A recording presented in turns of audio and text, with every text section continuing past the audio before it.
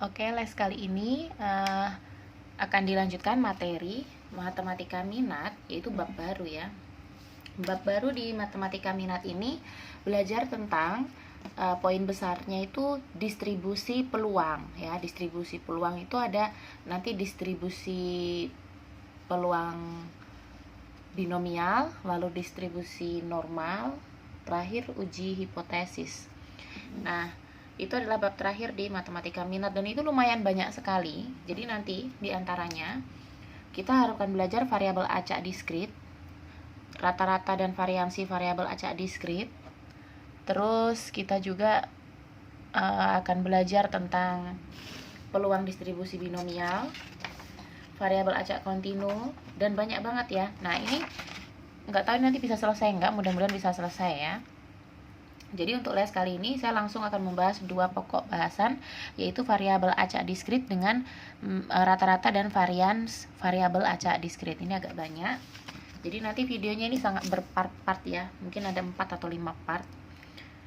Oke, yang pertama di sini tentang distribusi peluang ya. Distribusi peluang yang akan dipelajari adalah variabel acak diskrit. Variabel acak diskrit di sini apa sih variabel acak diskrit? Nah, di sini yang pertama konsep tentang variabel acak ya. Variabel acak itu nanti kita belajar ada diskrit, ada kontinu. Untuk saat ini Mbak akan menjelaskan tentang yang diskrit. Variabel acak itu maksudnya adalah tidak pasti ya. Jadi ketika mungkin peluang pengambilan mata dadu keluar dua angka 2 misal seperti itu kan tidak pasti begitu. Pokoknya kalau ada kata acak itu dia tidak pasti. Lalu variabel itu apa? Nilai yang berhubungan dengan ruang sampel. Jadi nanti ini berkaitan dengan nilai-nilai yang berhubungan dengan ruang sampel. Nah, apa itu ruang sampel? Apa sih maksudnya ruang sampel? Nah, ini ada kaitannya dengan peluang. Ingat di matematika wajib kita juga pas lagi dalam keadaan membahas tentang peluang suatu kejadian kan. Nah, ini ada hubungannya. Di matematika minat kita juga belajar peluang, tapi ini lebih ke bukan peluang yang kita pelajari di wajib ya. Ini peluang yang terbagi atas distribusi binomial dan distribusi normal. Tapi sebelum masuk ke binomial, kita belajar dulu tentang variabel acak diskrit. Nah, contohnya di sini langsung contoh aja. Perhatikan yang ini. Pelemparan 3 keping uang logam. Ingat, 3 keping uang logam. Maka ketika kita menentukan ruang sampelnya, maka akan menjadi seperti ini. Jadi, ruang sampel itu semua kemungkinan yang ada dan yang mungkin terjadi. Ketika 3 keping uang logam dilempar, kemungkinan pertama pasti akan muncul angka-angka semua kan. Karena logam itu kan angka dan gambar. Jadi, kemungkinan tiga-tiganya angka, atau tiga-tiganya gambar, atau bisa jadi dua logam itu angka-angka gambar, dan seterusnya. Jadi saya rasa ini waktu SMP juga sudah pernah dibahas. Jadi untuk menentukan ruang sampel pelemparan 3 keping uang logam ya. Jadi jumlah ruang sampelnya ada 8 begitu. Nah, misal nanti soalnya kalau tentang variabel acak itu begini. Misal X adalah atau X banyaknya angka yang muncul. Nah, banyaknya angka yang muncul kan bisa jadi ketika dilempar tidak ada angka yang muncul. Jadi bisa jadi 0. Kan bisa jadi semuanya gambar yang muncul. Atau pas dilempar tiga-tiganya muncul angka tapi satu saja. Seperti ini. Gambar angka gambar, gambar-gambar angka gitu kan. Atau bisa muncul 2. Atau bisa muncul dia angkanya 3. Kayak gitu. Jadi banyak sekali kemungkinannya. Seperti itu. Nah, variabel acak lainnya berhubungan dengan ruang sampel. Jadi ini variabel acak yang X itu variabel acak ya. Dia mintanya banyak angka yang muncul. Tapi kan bukan hanya angka. Mungkin saya bisa ganti X-nya, saya mau banyaknya gambar yang muncul. Kayak gitu. Jadi tergantung dari soal maunya apa gitu. Dan biasanya variabel acak itu isinya atau nilainya itu berhubungan dengan ruang sampel. Maksudnya seperti itu. Nah, contoh selanjutnya. Tono melempar 2 buah dadu bersamaan 1 kali. Ya, jadi 2 dadu dilempar sekali ya. Jika X itu variabel acak ya, variabel acaknya ingat. Jika X jumlah 2 mata dadu, nyatakan hasil yang mungkin diperoleh. Jadi X itu jumlah 2 mata dadu. Nah, ketika dilempar kan kemungkinan kan X dia minta jumlah 2 mata dadu. Bisa jadi jumlahnya 2 kan? Nggak mungkin kalau 1. Karena dadu itu kan kalau dilempar 2 dan kalau dua-duanya muncul 1, berarti kan jumlahnya 2. Atau bisa jadi jumlahnya 3. Kok bisa 3? Ya bisa jadi dong dadu pertama muncul angka 2, dadu kedua muncul 1. Atau kebalikannya, dadu pertama muncul 1 angkanya, dadu kedua muncul 2. Jadi bisa juga jumlahnya 3, jumlahnya 4 dan seterusnya. Maksimal jumlahnya adalah 12 gitu.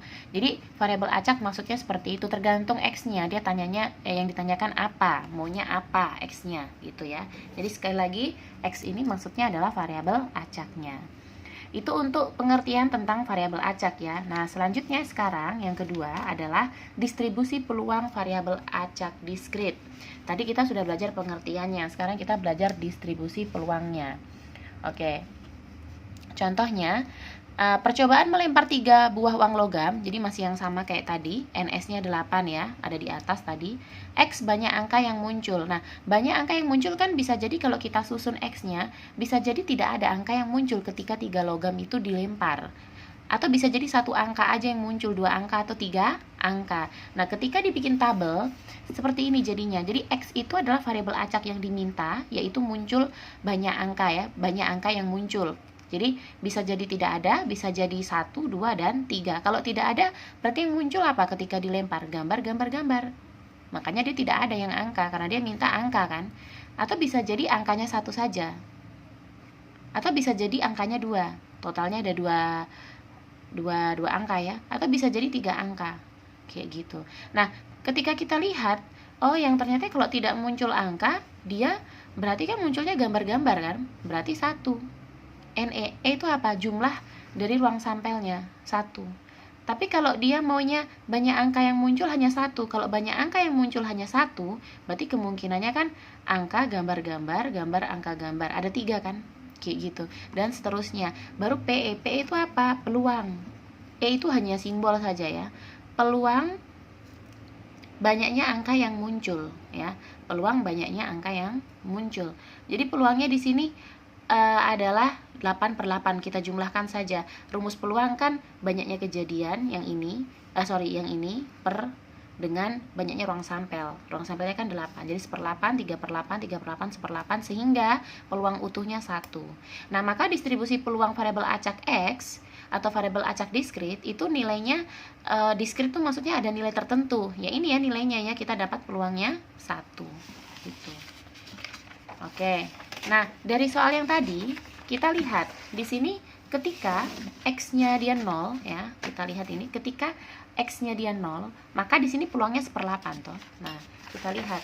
Nah, penulisannya ketika peluang itu X-nya sama dengan 0, dia 1/8. Tadi X-nya 1, dia 3/8 dan seterusnya. Bisa ditulis seperti ini. Jadi dari kesimpulan yang tadi bisa ditulis seperti ini. Nah, selanjutnya. Nah, untuk distribusi peluang variabel acak ini, acak diskrit, itu bisa disajikan atau bisa dijelaskan dalam bentuk tabel, grafik, dan fungsi. Kalau bentuk tabel gimana? Nah, soal yang tadi, bentuk tabel bisa ditulis seperti ini. X besar sama dengan X kecil, artinya variabel acaknya adalah X, yaitu 0, 1, 2, 3, tadi kan udah dicari.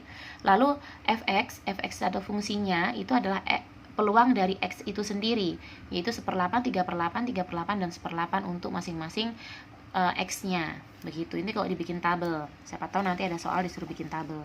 Lalu kalau disuruh bikin grafik, kalau disuruh bikin grafik, ya sumbu X, sumbu Y.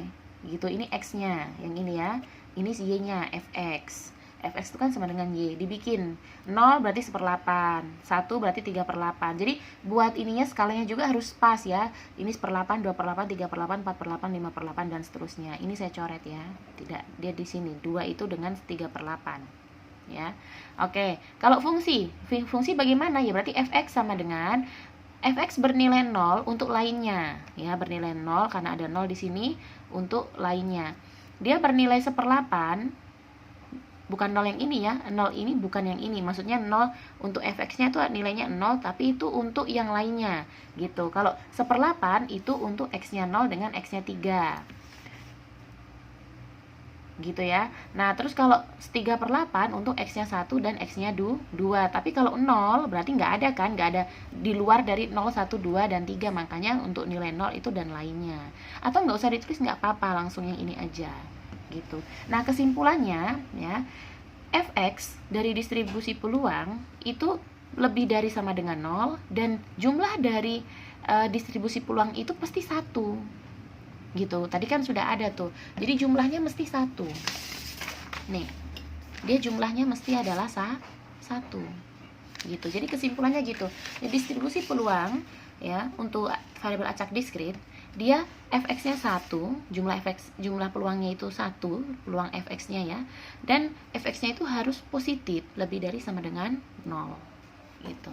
Nah, contoh lagi di sini akan banyak sekali dibahas contoh-contoh soal ya, karena ini memang butuh penjelasan yang lebih, karena bagian ini udah agak rumit ya, jadi harus dijelaskan.